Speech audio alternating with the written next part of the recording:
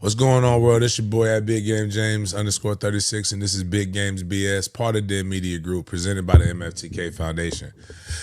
MFTK Foundation right now is focused on 7-on-7, and we have other different things that we're going to go to try to help make next year's 7-on-7 a little bit better. Man, bro, we are at the last hoorah, the last go around. This week ends our 7v7 circuit. We'll talk about last weekend here in a little bit, but just a lot of, and then just with that, other things that are going on leading into getting back to Mandarin University and what we need to do with that.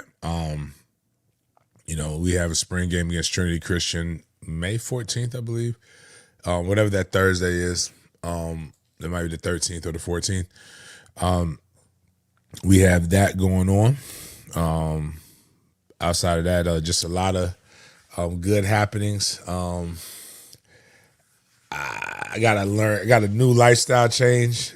I got to lean into Miles for that one. Some guidance.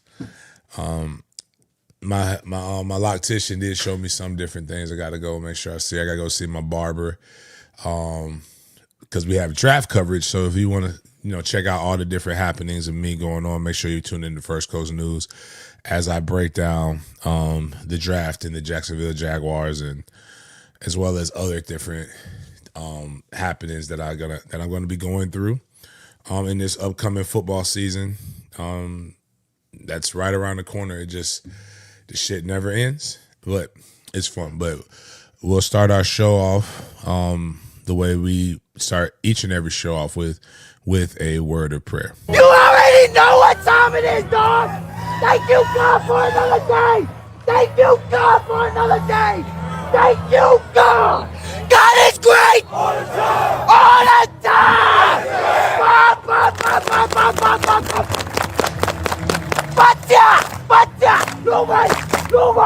Nobody wanna thank you, God. Thank you, God.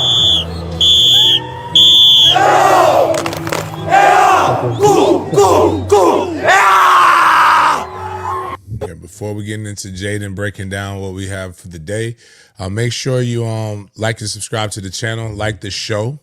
Take a moment right now. I think we have a few people in the YouTube right now. If everybody hits that like button right now, if you would take that, share it to your different social medias, continue to grow. And if you want to and greet each other, talking in the comments, that helps boost the algorithm as we continue to try to bring you unique content each and every week as we move forward with all of the different things. So on that note, what we talking about today, Jaden? Good morning, everybody. Welcome to another morning edition of Big Games BS here on Monday, April 20th. If this is your first time at the show, welcome. And if you're wondering why it's called Big Games BS, it's because we bring the good, the bad, and the BS of the sports world, especially football, to your screens, eyes, and ears. We have our MFTK segment to get through first before getting into our NCAA segment. Going to start off with FSU in that segment before moving on to some more popular content that's been going across the timeline. Spring practices, spring games have been ramping up, have been completed. So we're going to discuss some of those topics as well. Before getting into our NFL topic, We have the Jaguars to discuss first before talking about some major players in the NFL. And then we have some updates, some current live updates for you as well before getting into the big games BS section, where we bring the scope of the convo outside of the typical football world. And we have our BS or Bustin' Food Review segment. And instead of an OG or a YN Wyland segment, we have a whole state for you guys to close out the show. Just wait and see and stick around. But first things first, we have some golf to talk about. Yeah, it's coming up, fast approaching. It's a little over 2 months. Need to get the signups, need to get those things going, so that we can go ahead and put it out there, so that we can put on a good product. We have some things that we got to make sure we take care of. So that leads right into the book bag drive, which would be my 7th annual book bag drive and backpack giveaway. Book bag drive and food distribution and football camps. We have, those are all big processes and big things that I like to do each and every year. Outside of that, that's what that is for. Those are the things that help spearhead and kick off a lot of our nonprofit efforts in Jacksonville, Atlanta, Tallahassee, and Orlando. So I'm definitely looking forward to making that shake and happen.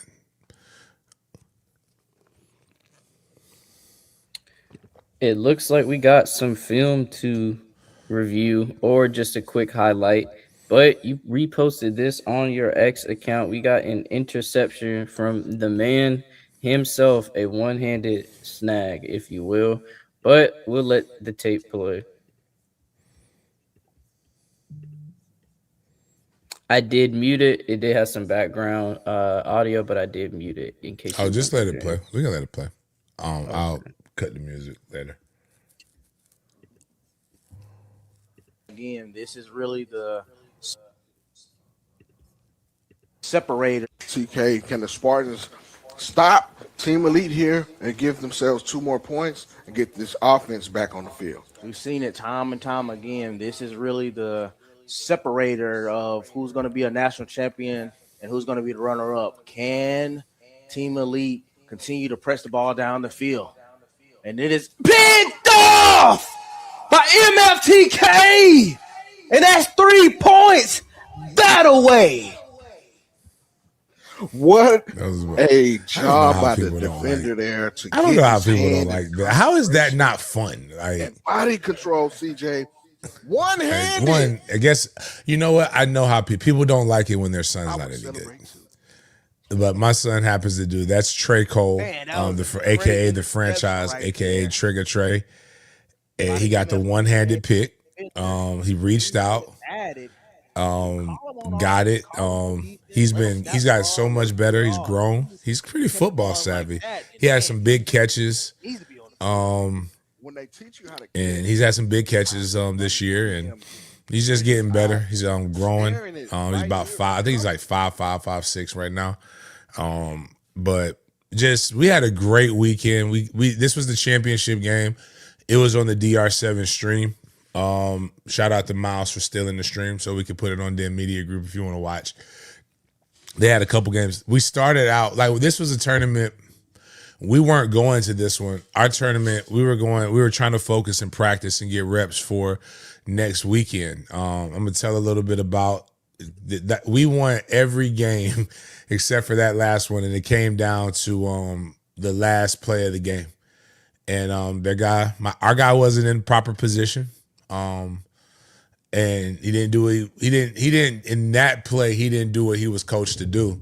And he got caught on at the end of it. But he also made a play to get us the lead. So like I told the kid, we wouldn't have been in that position if it wasn't for you, but on both sides of it. So but next time, just do what you're coached to do. And it was tough. It was a tough loss, but our guys competed, and I can't ask for anything other than that.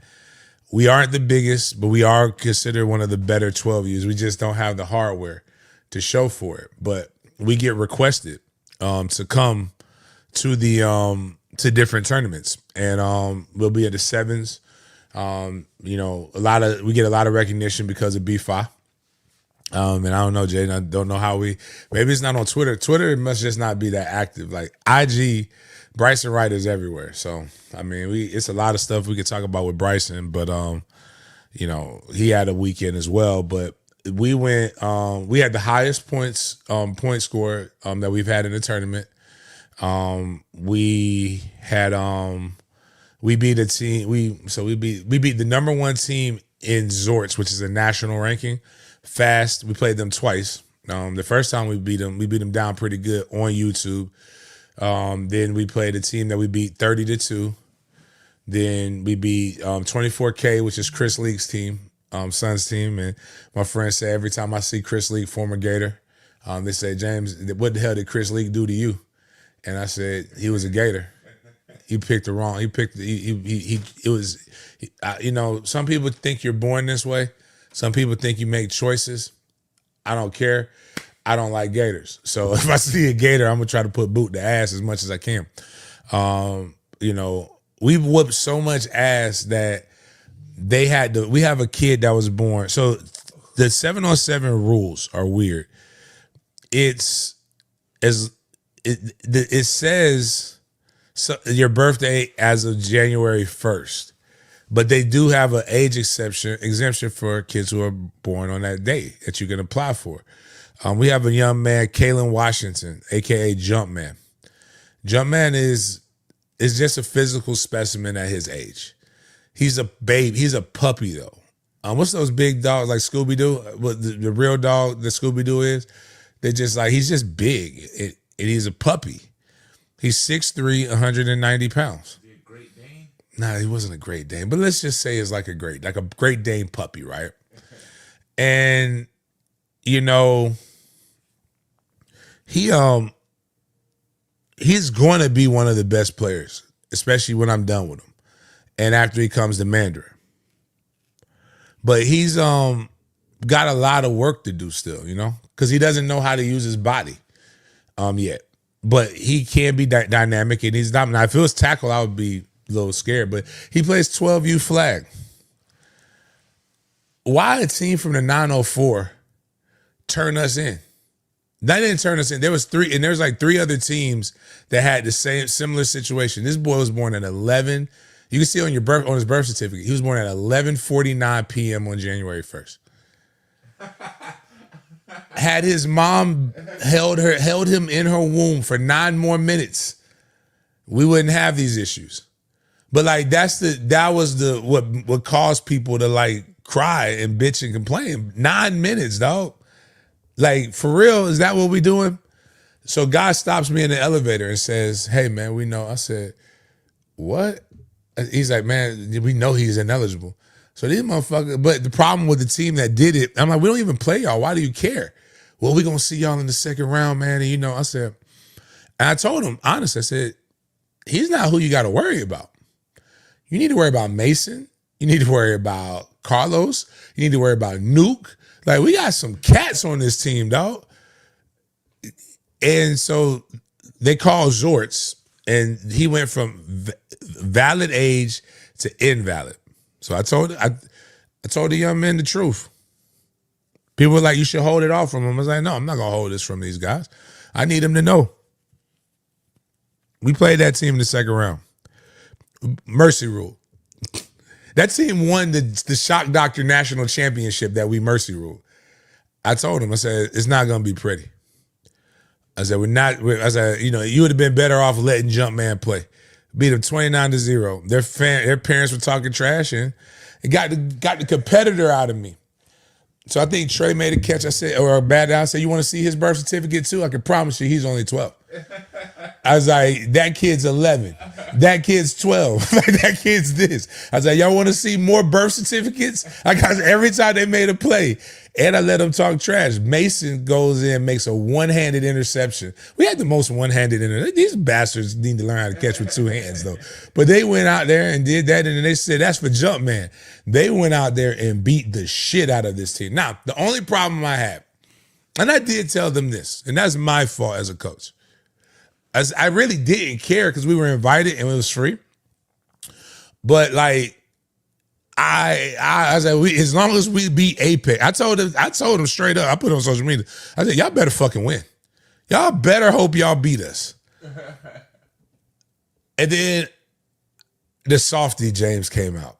I told him we were gonna go real, like, not Florida. The Bobby Bowden came out of me. And not the old school, but not the guy who used to like Jimmy Johnson and all those guys, the Miami Hurricanes. We weren't shaking hands. But then I thought about it. It's 2 kids on their team. One of them, Elijah, came with us to Battle Nationals. One of them is I called my adopted nephew, CJ. He's a good kid. I was like, man, y'all going over there adapting them kids up. It wasn't them. And they got a couple people that I'm going to try to get to come with us to the sevens. And, you know, they're a good team. They just gave our guys motivation. Wish we could have kept that.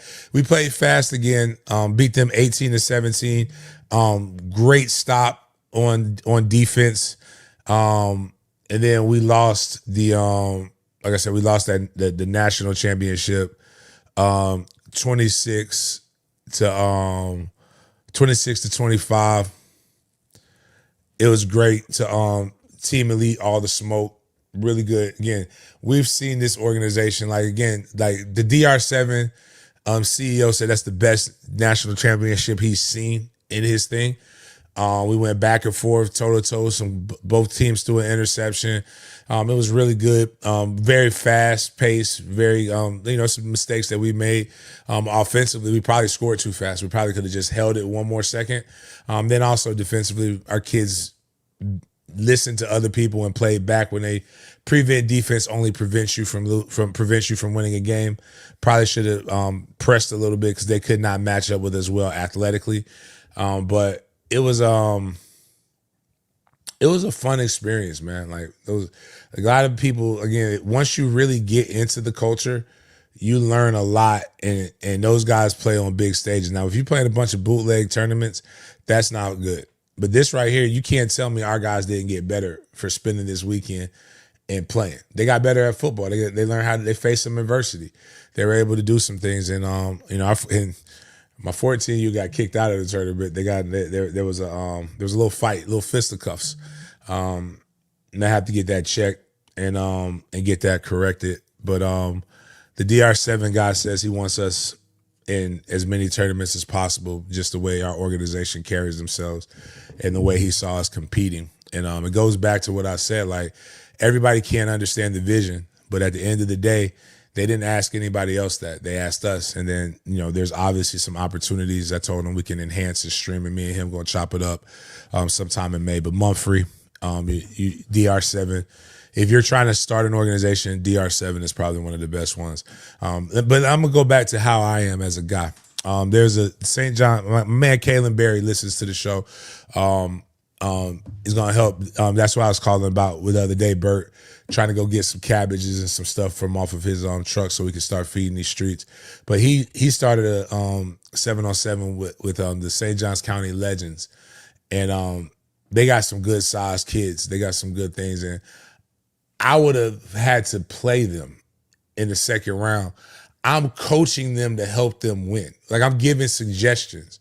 Because at the end of the day, it's about getting kids better. It ain't about just competing. I don't give a damn. Like, the reason what pissed, and we only had 9 guys that could play. Like, we went we truth be told, we ran out of gas. I had a kid who's coming off an ankle injury, a kid who messed up his wrist. We just were tired. And they took away Jumpman from us. That's one, like, we can't give somebody rest. We can't make moves because we only have so many people. So, all in all, no complaints. We lost. They were the better team. Great energy. Can't wait to play them again. I'm talking to more and more guys about trying to have a invite only top 16 teams, and we're going, like, for pay. And I can't wait to do this stuff for those kids next 7v7 season. So yeah. I guess that you'll see a lot of potential Mustangs as I do my content dump over the next couple of days leading up to the sevens, and we hopefully you'll see a lot of Mustangs and maybe some future Seminoles.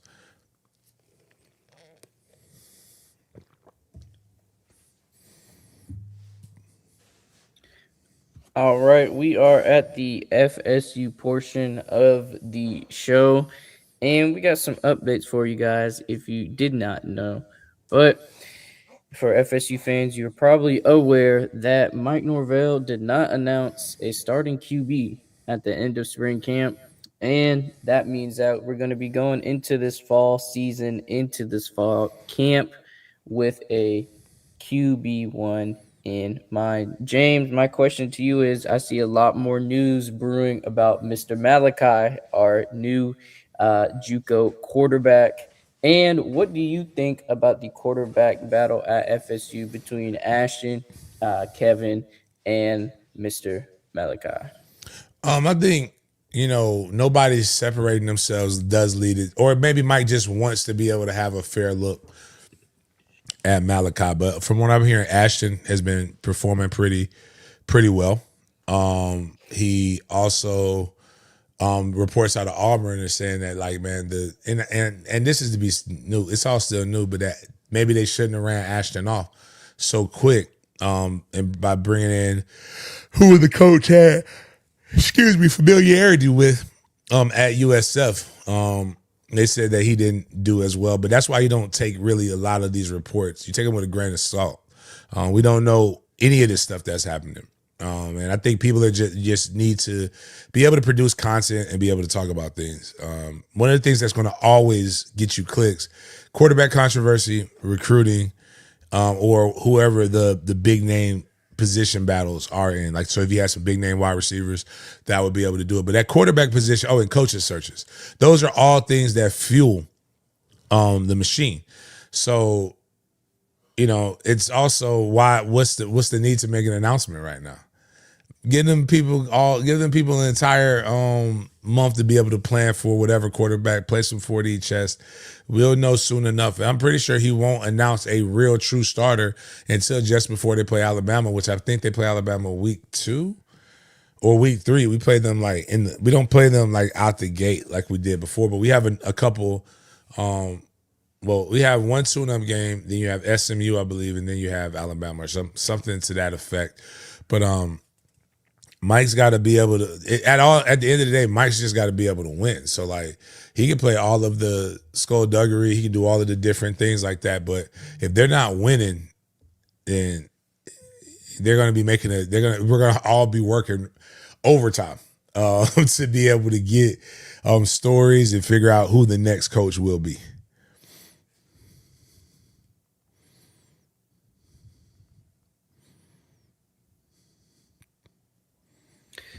Nice, nice. Good luck to all of the quarterbacks in that QB race for FSU. And we're going to keep on giving you guys updates for the football program, as well as a quick baseball update for you guys. FSU baseball beat Notre Dame 6-4.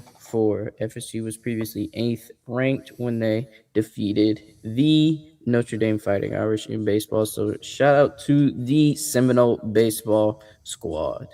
So we are going to move on with this post right here, courtesy of Mr. Longshore. We had one of his charts last show as well, but he created this post right here. This is the 2025 most accurate passers in the FBS.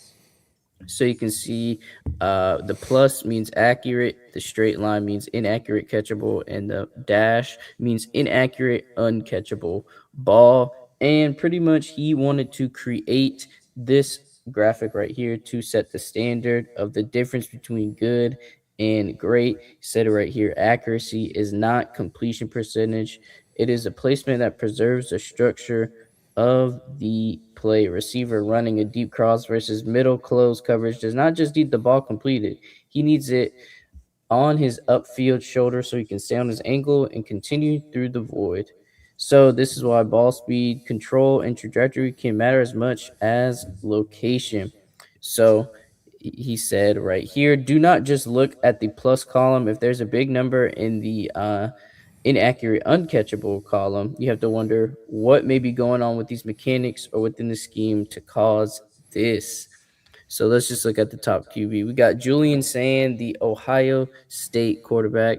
Not too shocking right there, but he had the highest accuracy percentage with 73.80. But you can't just look at the accurate category. They got other QBs as well. Heisman winner Fernando Mendoza, number 3 on this list. Carson Beck, number 5 on this list as well. But then you take a look at somebody like Jackson Arnold, who has a pretty high inaccurate, uncatchable ball for being in the top accurate contenders. So just an interesting graphic. Wanted to share it with you guys just so you can note and look at your favorite quarterbacks on this list to see how they panned out compared to Is everybody it else. more than 50 or is it just like, because I got my other glasses on, these are newer, but like it's a notable name missing from here. So I don't know if it's just me if I just keep passing it. Because this was last year, right? Mm-hmm. But no Florida State guy? No, it looks like on this list it is categorized by the top 50 in completion percentage. So I assume his Damn. completion percentage is under 59.90. That's not optimal. It's not, we can't win like that. Let me double check his exact completion percentage for you guys so I can make sure I'm not just saying things out loud.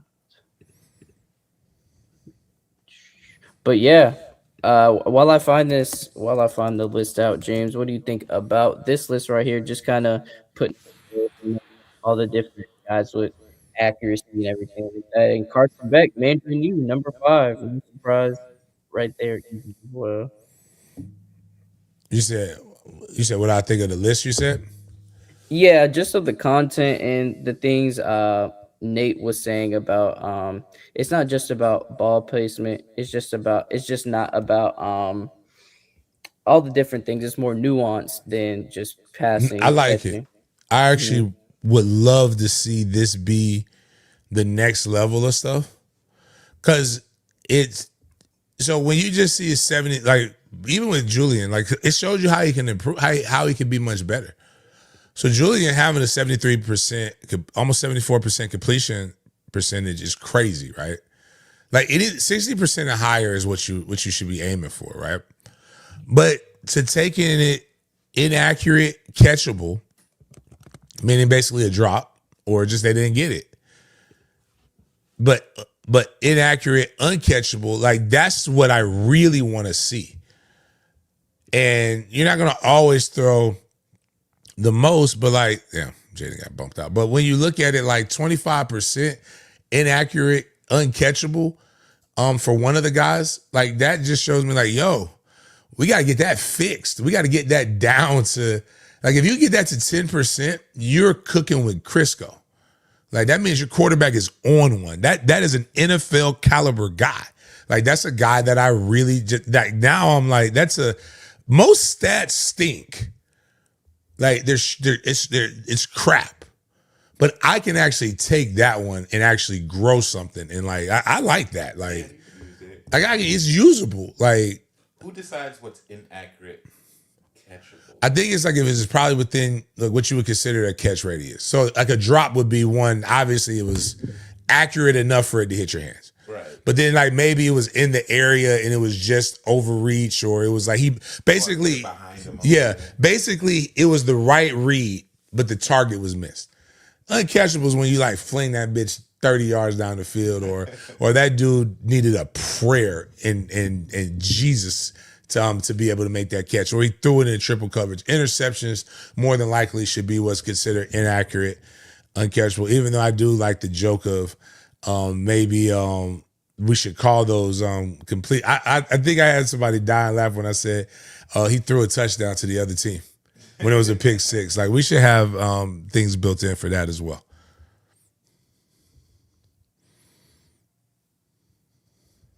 Nice, nice. And from what I saw on ESPN, it looks like Castellanos had a 58.3 completion percentage last year at FSU. So it was 58.3%.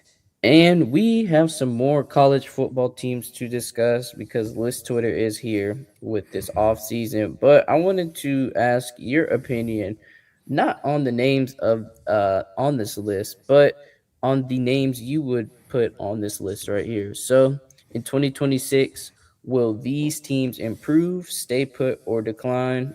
Improve, you have the likes of USC, Notre Dame, Texas, LSU, VT. Then you have Penn State, South Carolina, UCLA, Florida, and Oklahoma State staying put, staying constant.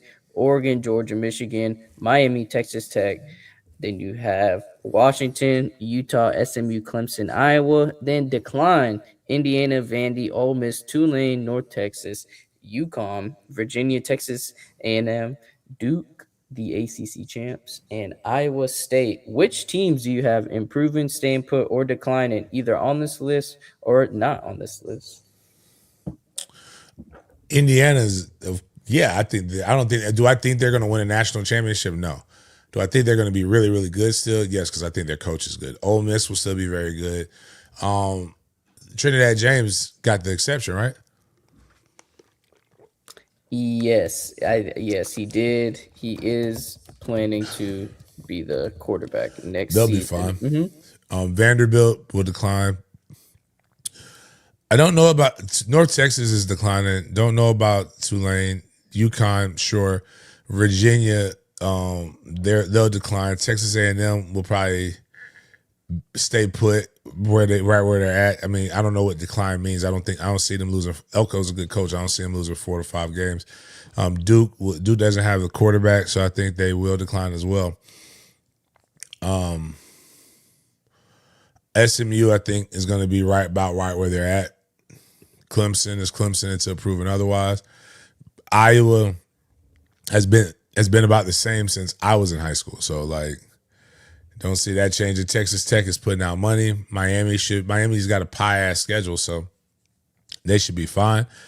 Michigan, I'm gonna shout out to Jamie French and that quarterback Underwood. They seem to have a good chemistry. Georgia and Oregon are gonna be where they need to be at. So I'm not really worried about that. Florida will improve if Tramel Jones is the quarterback. UCLA, define improvement.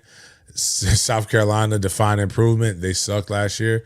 Penn State has a better coach right now than what they did when they fired their coach abruptly. Virginia Tech has a better coach when that coach got fired abruptly from the last spot he was at. LSU is probably not as bad as what their talent had them with. They got a guy like SC should probably be in the stay and put category because they've been pretty much mediocre since Pete Carroll left. So, but they are the darling of the West Coast.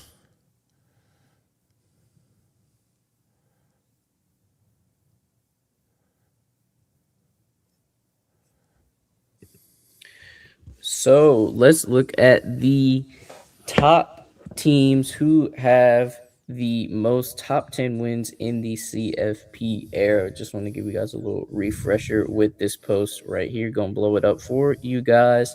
And let's take a look at this. So just a reminder for anyone who doesn't know, the CFP era is from 2014 until now. And these are P4 programs only. So it looks like Ohio State has the most top 10 wins in the CFP era with 29. Shout out the Big Ten. Alabama and Georgia are tied with 26. LSU with 19. Clemson has 15. Then we'll go right to the next column since FSU is close by with 6, tied with Baylor and Auburn and one other team as well. But you got Florida with 8 wins in the CFP era. Miami with 5 as well to round out your Florida Big 3 schools. But any surprise teams on this list, James? I see one in that first column with 9 wins for sure. But what other teams catch your eye with the number of top 10 wins in the CFP era? Clemson, that's impressive. I thought Miami would have more. So Miami's top 10 wins basically came on this run. But yeah, that's about it. Definitely, Michigan State was a surprising one with 9 for sure, and that's the one that immediately caught my eye. But shout out to all these teams who got a win, who got a top 10 win specifically in the CFP era. So it looks like Virginia Tech had their spring game, and we gotta send a quick and an early get well soon to the stunt flyover guys because it did not land well for him as he tried to enter the Sandman. But let's see how it went for this guy in Hokie Land.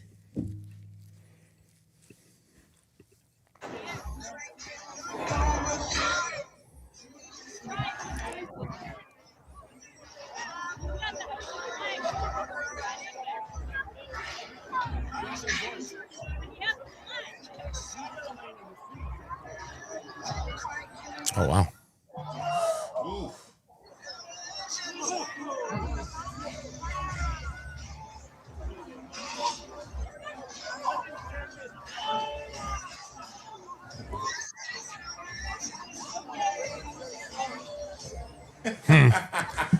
They could have killed the. They could have probably killed the jumbotron. This is home, because he was up there for like 20 minutes. He probably felt like this is where I'm going to be at for quite some time for a little bit permanent basis. I was listening to this guy. I was listening to him talk about it. I think it was on a Breakfast Club. And that's his first. He's done like 100 missions or something like that. That's the first one that failed. See? Um, Only takes it one. only takes one. But I want to talk about how selfless he is. He could have made it a lot easier on himself. He could have killed. It's like he could have killed the like it's like one of the he could have dropped the flag, which would have helped. Or he got caught in the wind gust and then he tried to make a safer landing. But if he would have cut the flag, it would have. He was thinking it would have landed on people and they would have got hurt.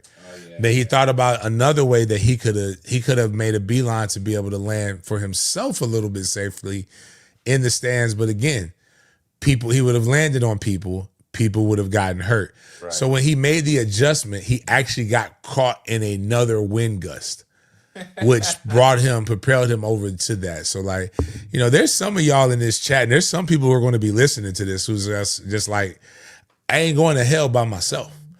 Like, you're going to bring other people with you.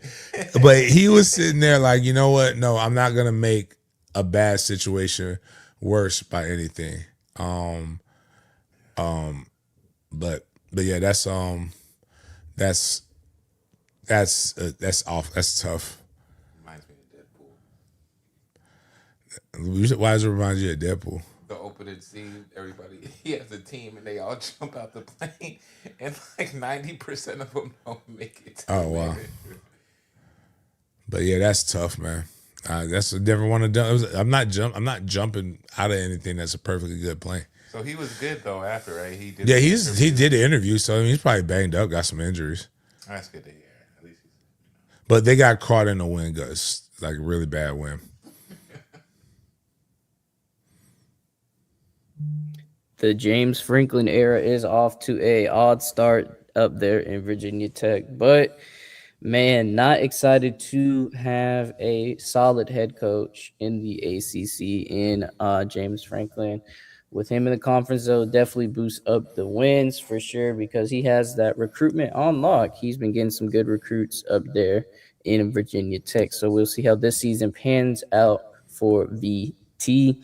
But let's go to the Jaguars all the way down in the 904 because we have a trade to discuss. So the Jaguars agreed to terms with the Atlanta Falcons to trade defensive lineman Mason Smith in exchange for our defensive lineman, Mr. Ruke. So this was a trade. The Jaguars, although we did talk about Dexter Lawrence being on the market, although it definitely was a shot in the dark and a crazy wish to want to get him. The Jaguars and Gladstone and company feel like Mr. Smith is a good addition to that Jaguars defensive line. Definitely had some good highlights last season.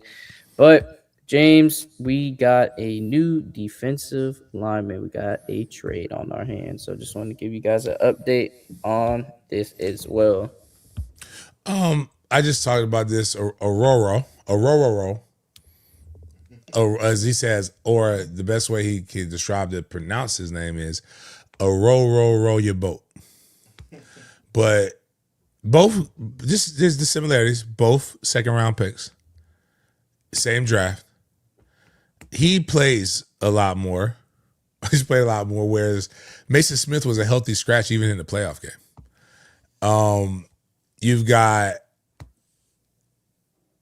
he's a lot better at rushing the passer than Mason Smith is. Now, we would have loved Dexter Lawrence. Dexter Lawrence, did you see he got a sign and trade? So or they traded him and immediately gave him the money that he was expecting to get. So I don't think the Jaguars were in position to be able to afford him.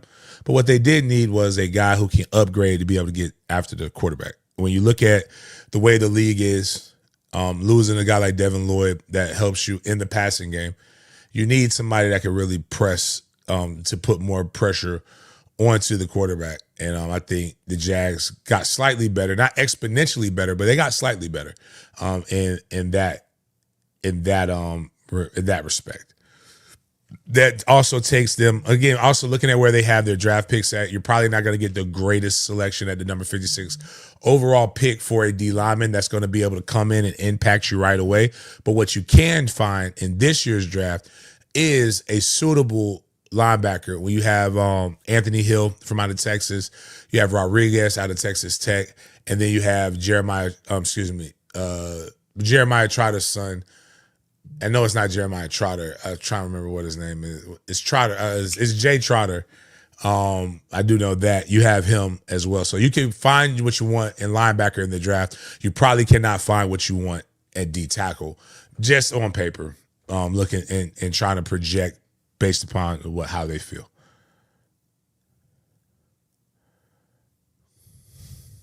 Just want to reiterate in case I messed it up, the Jaguars are trading Mason Smith to get Mr. Ruke from the Falcons. So just want to reiterate that for all my Jags fans out there. And I want to give a quick shout out to Cybro_CG on Instagram. Sleepers Jaguars reposted this picture from Jaguars Now 904 with this suggestion. So Jaguars Now said, I would love it if the Jags rivalry uniforms use silver as a nod to the OG look. And James, what do you think of these helmets right here by Cybro_CG on IG? We got the back right here. I thought it looks too much. The silver look makes it look too much like the Carolina Panthers. That's what I thought when I first saw. I was like, that looks like a Panthers helmet. I didn't notice it was silver. That it looks kind of like the Jaguars of 2249. It looked like a future. Yeah, like a future. What was it? I gotta go watch. What was the scientific space? They were fighting. They were fighting like insects, alien insects. But like football had changed to like some kind of weird things. I hope it was shit. Anyways, it'll come to me. It's starting to kind of get free. Starship Troopers. That's what it looked like. That starship, like that what they were wearing with the football stuff. Great. Mm-hmm. It's a great day to be a New York Giants fan because you hit big in this year's draft. Luckily, that is because Giant star Dexter Lawrence is being traded to the Bengals in a pre-draft blockbuster that includes the number 10 pick heading to the Giants. So NYC gets premium draft compensation, and the Giants now have the 5th and 10th pick in this year's 2026 draft. And just like James mentioned earlier, Dexter Lawrence signed a 1 year, $28 million contract. He signed this extension with the Bengals, and looks like they got rid of Trey Hendrickson and got Dexter Lawrence in the same offseason. Hendrickson went to the Ravens after a failed Max Crosby hookup. That was just a odd situation. But James, Dexter Lawrence, former Clemson Tiger, is now in Cincinnati, going from one all pro, all star defensive lineman to another. How do you think he will pan out in the big Cincy? I mean, they did just lose a defensive end, but they drafted one, so he'll be a great complementary piece to be able to help the young D tackle. I mean, the defensive end, excuse me. That it was a Hendrickson, Tyler Hendrickson. Make sure I said his name was Tyler Hendricks. To try to help support that. Now, if they would have been able to keep, or is it Trey? It's Trey, I believe. If they would have been able to keep him, they would have been fine. But I think since we're doing this and this Twitter and things of that nature, let's pull up draft picks like the first round. Let's go back 5 years, and then we'll kind of creep up and just see. Sometimes things pan out, something like exactly the way you want them to. Sometimes they don't. But I am now curious.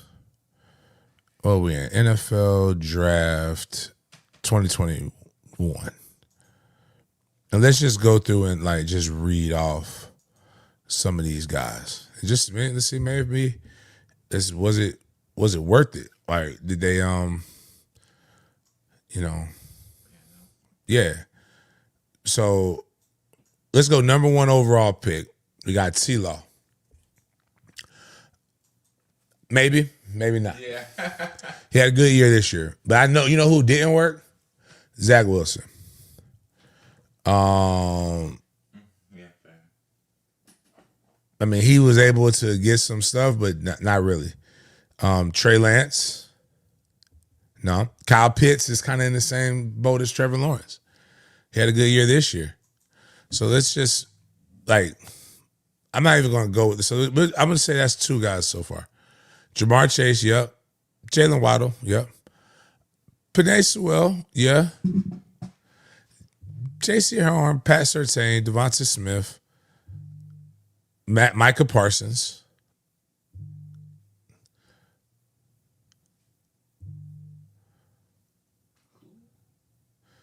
Jalen Phillips, kind of. Yeah, let's just say Jalen. We'll say Jalen. Yeah, okay, we'll go with Kadarius. Just the injuries. Yeah. Najee, Travis Etienne just got a new contract.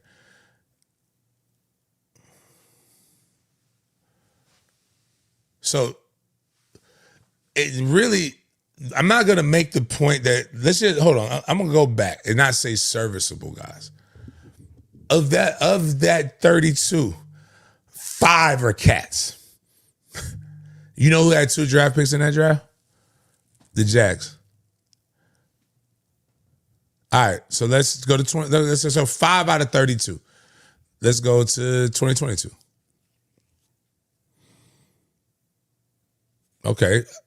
Okay. Now, I ain't gonna hold you. Those first 3 are all home runs. So we got 3. Oh, my bad. I apologize. My bad. I'm wrong. Sauce Gardner. First 4 home runs. When you put the government in, Kayvon, it'd be good. Yes, Kayvon's a starter, so that's 5. Drake, yep.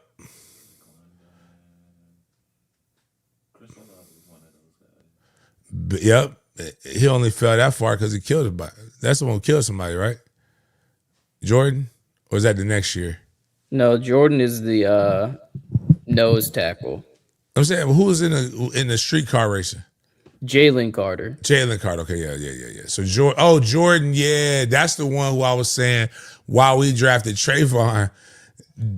Jordan was the one that was like that. Kyle Hamilton give me 8.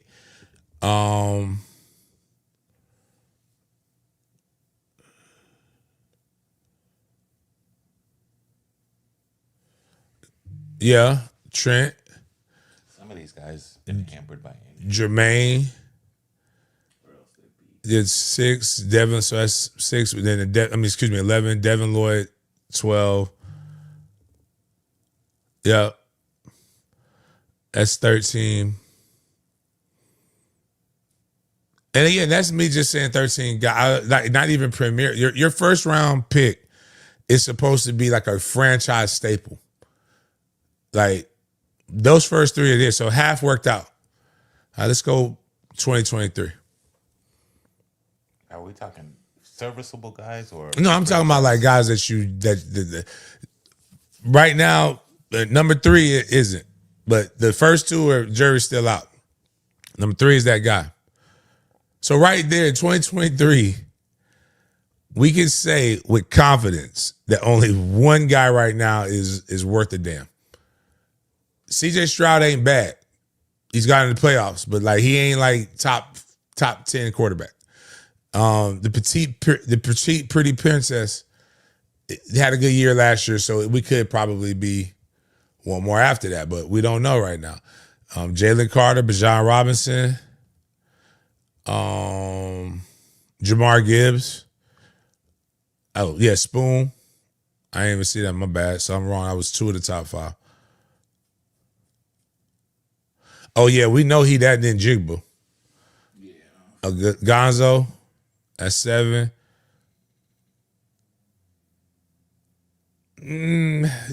Yeah, I don't know, man. I'm not talking about service, but I'm talking about like if Zay Flowers ain't no like he nice, but like I'll give it. We'll put 8. Nolan Smith was good. I'll give you that gives me 9.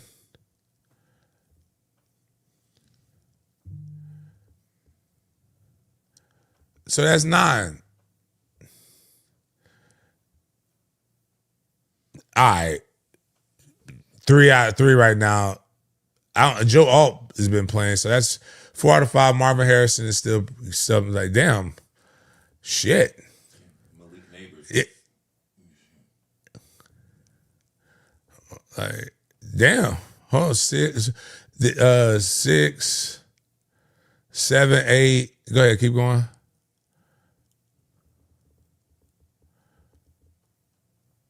Nine with verse. I like BTJ. You can't tell me nothing about him. 10. Crib, 11. Xavier Worthy knocking down coaches' wives, but hasn't made a really play that matters to me. And you know what? I'm giving Xavier Leggett because he's just hilarious. He's just a good person. We wouldn't have this. He's good for content. My point is, you can have as many. The first round. Go back. My bad. Let's do one more thing. Go back to 2022. 2021. And click on second round. Yup. Landon Dickerson's still here.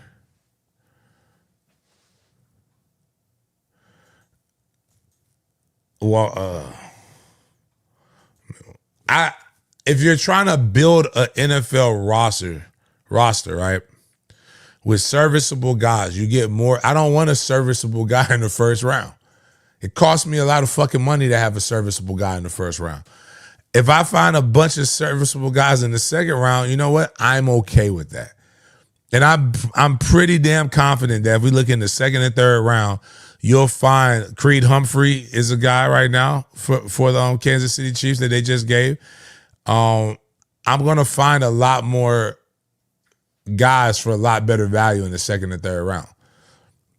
And when we think about this draft now, let's go, because we could spend a whole show on this, but let's go find, just give me like Mel Kiper or McShay, give me their big boards, or give me somebody's quote unquote drafting or whatever. Like I'm not excited about anything in this draft. Yeah. So 2 top 10 picks ain't doing it for me.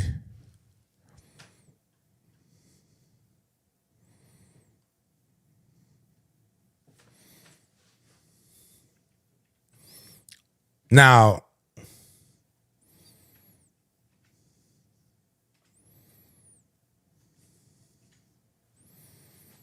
if if I'm being funky with it, I would trade back one of those picks, give it to somebody else, get some picks for this draft, some more draft capital for here for later on, and have a first round, kick the bucket and have 2 first round picks next year. Because next year you got JJ from out of Ohio State. I think you just got more draft cachet that's supposed to be entering the draft next year. So somebody put CJ just gets to say he's better than Kyler. That's funny. Oh, Jaden got bumped.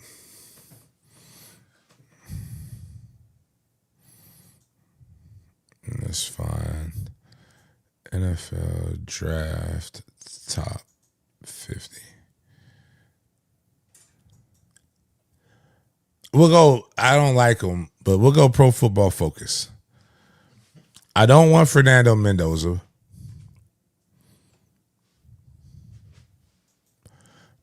The Giants don't need a running back, but you do have Jeremiah Love. Now they can go get Sonny Styles. If they got Sonny Styles and Francis, however you say his name, that wouldn't be bad because you got a linebacker that's really, really good, and you got a left tackle that you always got to get better at.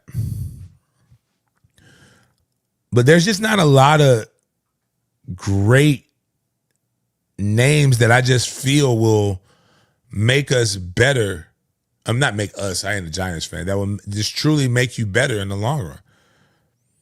There's some good players, but in another draft, they wouldn't be there. But so even like Francis, right, from Miami, the left tackle from Miami.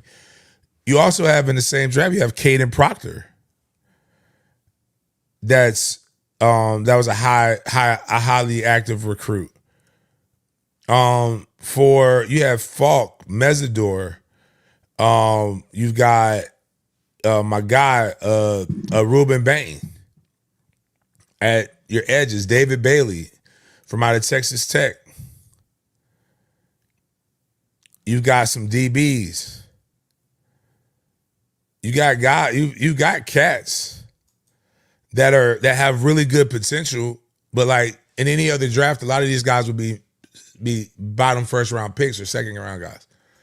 You're just going to be spending a lot of money. Like again, the NFL with a lot, and it's not still a lot of money in the grand scheme of things because it's nowhere near as bad as it used to be when you had to negotiate with every fucking draft pick. Like now that they have slots, it did make it a lot better. But it's just, I don't know. Like, do you want to fly? Because again, you got to fly these guys in. And there's nothing wrong with that. Like, but you just got to wind it down. You're going to have to pay with these guys. Guys go back to be in New York. They want to be a part of it. If you can make it here, you can make it anywhere. Page 6 is not trying to have, well, actually, page 6 would love Ruben Bain. You don't want Ruben Bain with you right now. It's not that he's not a good player. You just got the man kill somebody. And they swept it under the rug. But like, this is some of the stuff that you just really have to like look into when all of these things are going down. So who's drafting these guys? Where do they fit in? How do they fit in?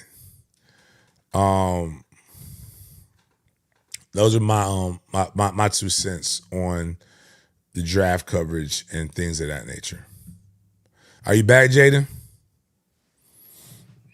Yep, my computer just did some crazy. Was trying to load up the ESPN mock draft, but yep, we got some more news for you guys coming from that Dexter Lawrence topic. Just want to give you guys some little nuggets right quick. So this is the first time in the common draft era, which is 1966, in which the Bengals have ever traded a top 10 pick for a player. So keep that in mind. And also, this is the first time a player has been traded without any additional compensation for a haul that included a top 10 pick in that year's draft. since the Vikings traded Randy Moss to the Raiders in 2005 in exchange for a haul that included the seventh overall pick that year. So this is some pretty rare stuff for Dexter Lawrence and company, and who has had the most double teams faced on pass rush snaps since 2021. That is Dexter Lawrence, and who has the most QB pressures after double team over that span. Dexter Lawrence is fourth on that list as well. So hopefully he can keep bringing pressures and keep attracting those double teams for the Bengals. Just want to give you guys some quick nuggets before we get into somebody that is looking to fly away from Philadelphia, and that is none other than Mr. AJ Brown. So, James, we got some news coming from Adam Schefter and company, and it says, and I quote, let me put this on the Summer Jam screen: the Eagles remain open to trading A.J. Brown. The Patriots remain highly interested in acquiring star receiver, and conversations are expected to resume shortly on or before June 1st, likely culminating in a deal per league sources. As one source said about the Patriots' pursuit of Brown, they'll definitely be engaging them. So this is a tweet, quote tweeted, with AJ Brown is likely to become a Patriot post June 1st per ESPN sources. So James, are you calling facts and cap are on these ESPN sources? I think they're just trying to do something to be able to get him bolstered, promote him. You know, they want him to be that guy. Or he wants to be that guy, and it's gonna break the internet. It'll definitely give a lot of clicks. I do believe they're trying to shop him, just like the Jags are shopping BTJ. They're on your roster until they're not on your roster. And those guys want to get paid. He's a consummate professional, but he wants to be able to catch the ball. And in that offense, and I ain't mad at him at all for the Eagles for not wanting to do that. But this is why Cam Newton said he's not a top 10 quarterback. He wants to play for a guy who could be considered a top 10 quarterback. Drake May is well on his way. It doesn't make the Super Bowl winning quarterback that's got paid, that actually helped set the market for quarterbacks getting paid. It does not mean that he's any less of a man or less of a quarterback. He's just different. He orchestrates their offense to perfection. And that don't look good for a wide receiver. So right now, until you start slinging that ball, you ain't getting no. You're only going to be able to hit wide receivers in the draft. Now, that being said, there are A.J. Brown caliber players for how he looks in your offense out there. Not caliber of a player he is, just how he looks in your offense, because he looks pedestrian in your offense because you're going to run. Just like ain't no running back want to come play when you taking all day first downs. You're taking all my touchdowns by doing the tush push. It's innovative, but eventually it's not going to work anymore because nobody's going to want to play with you. And Jalen is eventually going to live up to his last name if you keep doing some of this shit. Jalen going to be Hurts.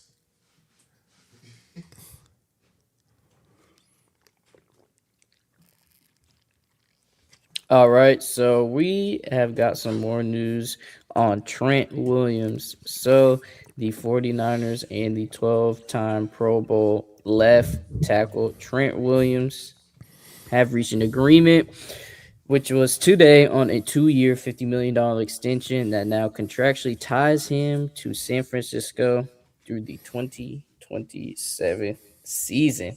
So Trent, one of the best left tackles in this generation, is staying with the Niners. So shout out to Trent Williams on getting that 2-year, $50 million contract extension. Shout out to Trent. Shout out to him. If anybody can beat a silverback, it's Trent. That man is cold. Like, he's gonna retire a 49er, man. Great career, beast.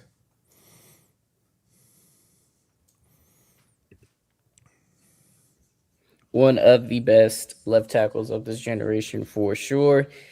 Got some more information coming from the Steelers. The Steelers have not received word from Aaron Rodgers on his future, and There is no expectation of a final decision prior to the NFL draft, per me, who is Ian Rappaport, the NFL Network senior insider for the NFL, and Tom Pelissero. When minicamp begins today, this post was made today. Uh, under new coach Mike McCarthy, the Steelers' new head coach, Will Howard will be QB1,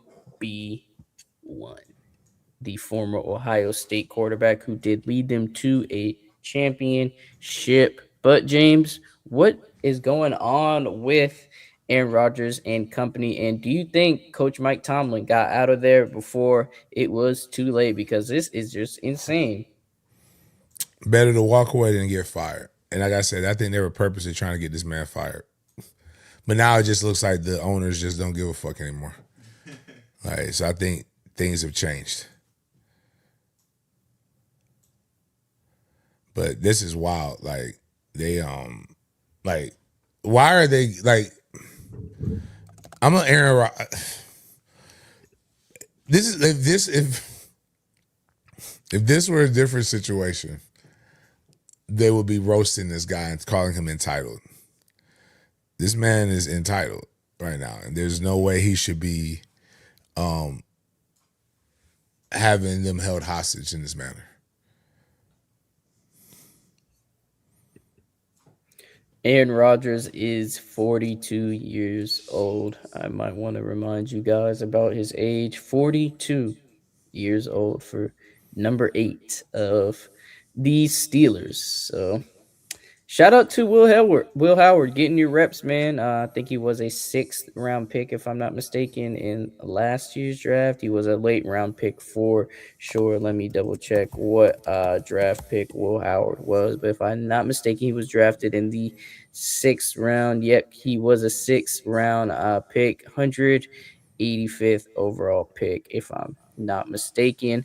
But yep, he's looking to get his QB1 reps, so it's finally time for him. And we're going to close off our show with a bit of a sad news, bit of a tongue-in-cheek joke, because we're going to be kind of going back to our college football segment, but we're going to touch on the NFL as well, because Mr. Branch was an NFL prospect in this year's draft. So former Georgia wide receiver Zachariah Branch, who was widely expected to be a day 2 NFL draft pick, was arrested early Sunday morning in no other place in America than Athens, Georgia, on 2 possible misdemeanor charges. And we have yet seen another great rivalry on display: Georgia and the Athens police. They really hate UGA. So like this has nothing. Like, bro, I'm afraid to go. I'm afraid to go on a visit this Friday. Like, we're supposed to be going to Georgia, and like I fear for my life. Jay, did you read do we have what happened? What actually happened? Why he got arrested? We got it pulled up right here. Man, this is fucking ridiculous. What's it? Like, this is why Athens is right outside of Atlanta. Oh, okay. Like, this is why nobody in the fire department has nefarious history too. But this is why nobody's ever made a song called "Fuck the Fire Department." Last place I got a ticket was Georgia. Like, mine was South Carolina. Ironically, when I first got the truck. Oh, my bad. I'm sorry. Go ahead. My bad. So Branch is facing charges of obstructing police sidewalks/streets, prowling, and obstruction of a law enforcement officer. He was booked and released after posting a $39 bond. So according to the police report, an officer alleged that Branch failed, quote, to comply with multiple verbal lawful commands, unquote, to not block a public sidewalk. According to local media, Branch was in attendance for Georgia spring game Saturday. His brother, Zion, is a safety for Georgia. He ran a 4.35 in the 40-yard dash in the combine, and he set Georgia's single-season record with 81 receptions in 2025 after transferring from USC. So it looks like he's a wide receiver that can block, James, is what I'm reading. So he might move up from day 2 to day 1. Move up in the boards. This police officer, this is why I'm all for police officers getting paid more money. All for it. For better training, de-escalation, and mental stability. This is like you decide you got to file paperwork when you arrest people. Like you want to go through the paperwork and to arrest the person for blocking a fucking sidewalk. Like he didn't cause no ruckus, he didn't fight you, he didn't do anything. Like he just blocked the sidewalk.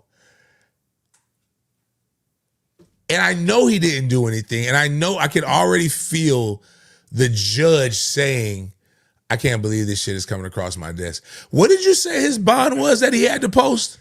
$35. $35. $39 tells you, the bond tells you everything you need to know. Right. You can't fill half a tank. Like, that was a waste of taxpayer. Do you know what that was? That judge, that police officer did not feel like being in the field. So they needed to arrest somebody to take them back, to book them, so that they ain't had to deal with the shit that they wanted to deal with. Get some American Day. It was a little hot. It was abnormally hot this weekend.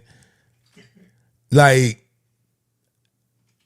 thank you. It's like when I get a ticket and there's like stuff going on. Like I get like a ticket for going like 5 miles over the speed limit. It was something like years ago. And I'm like, thank you for making the community safer by giving me this ticket for over $5. You are truly one of the people that, like, you are doing what your job called you to do. Like this is where they blame all cops for the mistakes of one. You can't say it was not all cops. Some of us are good. Then why didn't the good cops stop this shit? Like, the good cops should have came in. Hey, listen, dog. We not finna book this man for no goddamn, like, for this shit. Like, even if you needed to, like, you wanted to just scare him and put him in his place, put him in the back of the car and drive his ass to his house. Right. Like, drop him off and be like, hey, or what happened to the good bad cops that would just pick you up and then drop you off in a bad neighborhood and make you walk back and figure out your own way to get home? Like, what happened to those days, man? But now now you have literally given the NFL a reason when they're looking for all kinds of reasons to get these players on a coupon. They want to get these guys on a discount, man. You just gave them the opportunity, man. That's fucking ridiculous and stupid. Yeah. And on top of that, man, you got to get booked. You got to go through a process, man. That shit ain't cool, man. Like, what if that man would have had to stay the night and get for because of that? But it still goes to my whole thing where I say that's still an expensive ass bologna sandwich. $39 is not what I would want to pay for a bologna sandwich. But like, this is crazy, man. Yeah. Oh my gosh, blocking the sidewalk. I didn't know that's the thing you could do.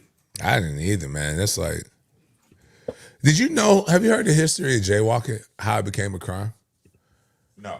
So much with a lot of things, like vagrancy. Do you know why vagrancy became a crime after slaves were freed?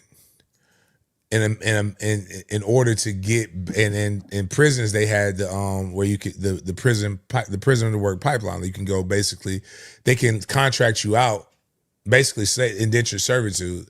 They could contract you out as long as you're a prisoner. So vagrancy laws came into effect so that they can lock people up. So that if you didn't have a job, you didn't have a home, you get locked up. So you could only become a sharecropper or have your own business, or you face prison time. Either way, you're gonna be fucking working slave wages. Yeah, more slave. Like, so it's crazy. Like, so a lot of the laws that we have in effect that people are just so, like, even weed became a big theme due to this movie called Reefer Madness, where they basically made it seem like black people became invincible. Like what's my people what's Thrag in them? A Viltrumite. Black people become Viltrumites when they smoke weed, which is the complete opposite. Weed mellows you out.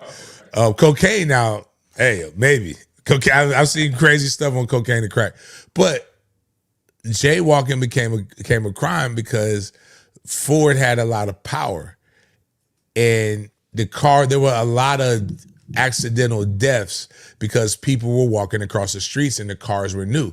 So instead of, and they hadn't had the lights and things of that nature yet. So instead of like making it, safer, for the few people who had cars, they wanted to go for the wealth, protect the wealthy from accidentally killing the poor. So that's when jaywalking became a crime, and it just never has been changed. And like, people were getting arrested because you could die for crossing the street. Yeah, tell the motherfucker in the horseless carriage to slow the fuck down. Yeah. And it's just a lot of the things that we like. People don't realize how I don't want to be influenced. Well, that's because you're stupid. They don't think. But again, if you would just think, just like but you can only, it was already in your head for them to be able to tap and manipulate. That's why people think that, you can watch, just because you watch a gay person on a TV show, it's going to magically make a dick pop in your mouth. No, the thought was already there. You just wanted to taste it, and you decided to walk down that path. And hey, more power to you. But just stop. Let's have some control stuff. But yeah, that's wild that even to be arrested, like to have that on your record. Give me your criminal history. You're crazy. Damn it, you're over here blocking sidewalks. He's a menace to society. Out of Georgia stuff, Georgia football should be offended. He is besmirching the name of Georgia football. They got killers on their roster. And he is being spoken in the same light as the killers because you put Athens Police Department in there. It's crazy, man. It's crazy. Walk around. I'm saying, man, like, yeah. How small is the fucking sidewalk, bro? You know when you're in the grocery store and you're walking past the hall, you walk towards someone and y'all both go the same way and you try to avoid each other. He did that for 2 minutes and got arrested. Basically, that's what it was. But you know what? When you do it in the grocery store, you know what you're in? The air condition. We all know that lady pulled a veteran move. He's like, excuse me, you're under arrest. Jesus. Was it a male? Did they say? I hate to ask. Was it a male? Because it's either two things happened. It was either a female officer who wasn't having it that day, or it was one of those police officers with the crew cut. He definitely one of the police officers that looked like Omni Man. Damn sure Thrag wouldn't do this shit. Thrag too cool. Thrag got I'm telling you, if you haven't watched Invincible, you got to watch it. It leads up to this moment, and it's like cool. Thrag is like the coolest. Conquest and Thrag. I thought Conquest was the best, but Thrag is better than Conquest. But anyways, sorry, I'm just showing my nerve. They should have never gave me free streaming services.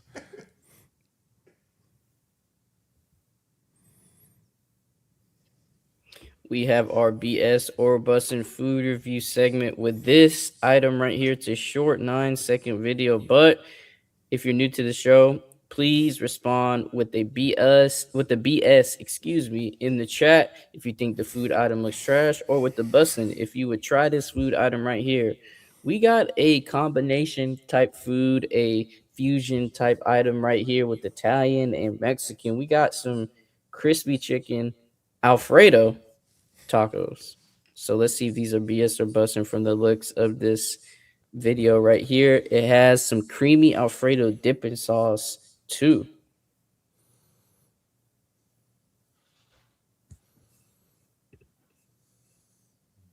Gonna be constipated. Mm-hmm. I'm gonna go with I'm gonna pass, and I'm gonna tell you why. Damn, I'm gonna eat it.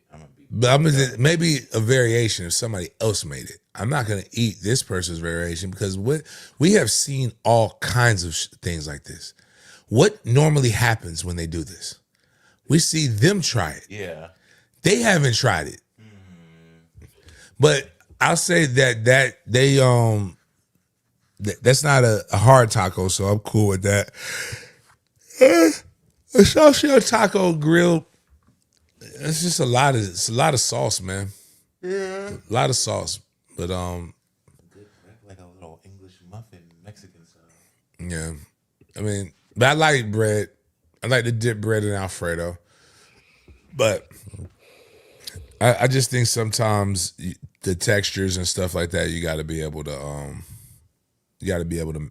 just chill out on it a little bit. So I don't know. Cost you $35 to get the Starbucks. Oh, definitely. But I'm gonna pass. I think Miles said he'll eat it. Other people will eat it. Just not my thing.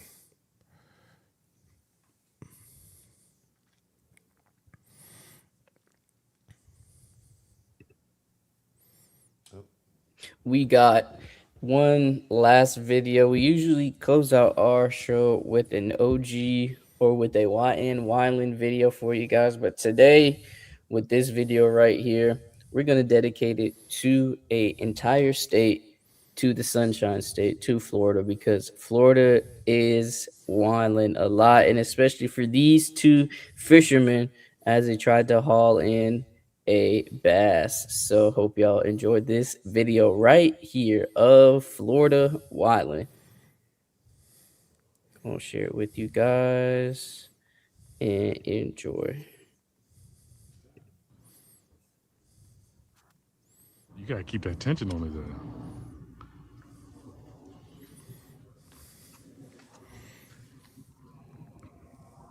Oh my dad, that is a 10. You just caught a fucking 10. Dad, what the fuck? What the fuck? Oh shit! Whoa. Oh. Oh my god. Oh, Yeah. I'd be pissed. Oh, I'd be pissed and scared.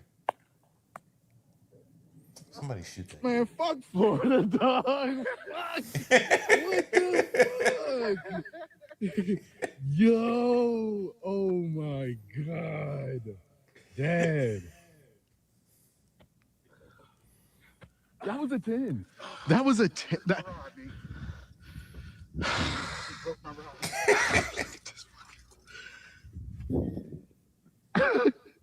What do you give it? Florida fishing. Give us a real deal. But like you should have known they're there somewhere. Gator, bro. But here's my thing. What were you going to do with that fish when you caught it?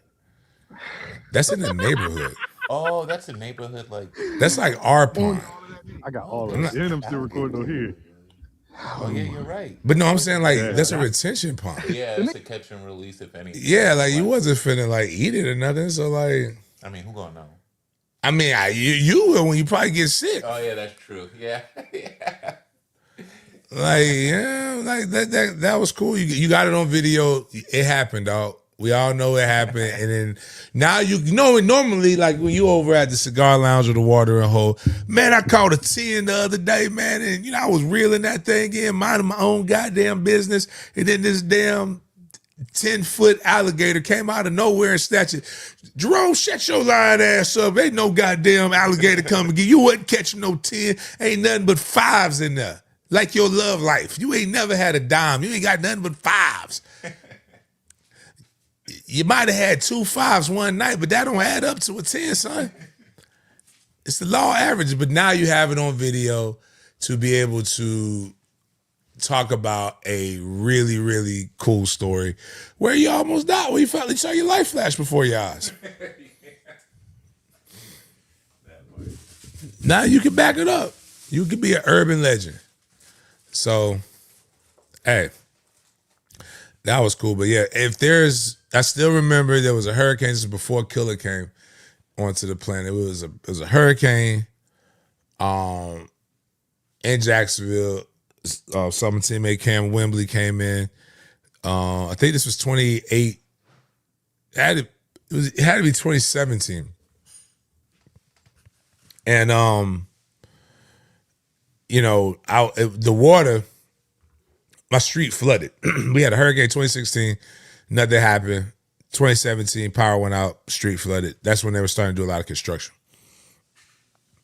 Trey kicked the shit out of me because he's sleeping in the same bed as me. Kicked the shit out of me. So I'm like, all right. So I went over to my humidor, got a B-Hike. It's a very expensive cigar. Very expensive Cuban cigar. Went out there on that porch, lit up, noticed I had no lights. Water was all the way to damn near my front door, right to my front porch. Excuse me. So I'm smoking, and then I realized it's pitch black, and there's still water. And in Florida, there are two things that you're going to know that are in that water guaranteed: moccasins or alligators. Man, I threw that damn cigar into that water, and I was seeing the winds were so strong that it looked like we had waves. And I just said, you know what, man? I'm gonna go ahead. I'm gonna go inside. I'm gonna go back inside and not deal with this shit. So, you know, if you're in Florida and there's water, there's something in it. There's a chance that something's in it. But yeah, man, just watch out. The whole state wilding. What else? That's all we got, Jay.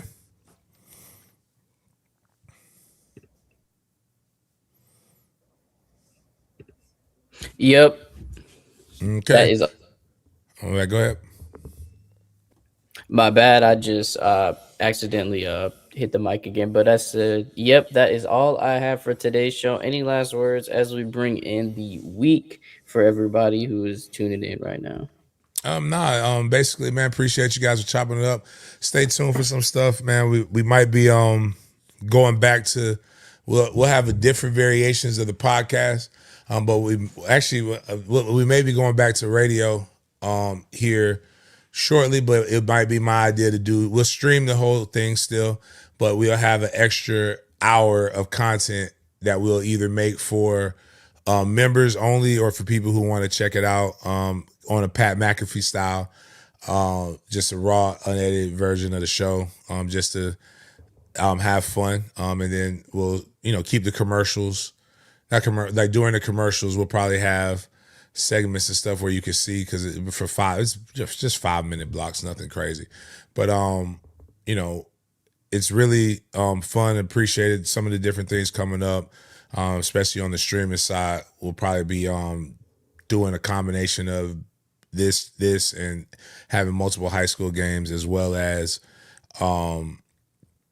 youth content, unique sports content coming up here in the fall as we branch out and grow. And I really want to continue to expand the brand. So outside of that, appreciate everybody for chopping it up with me. We will see you guys next time.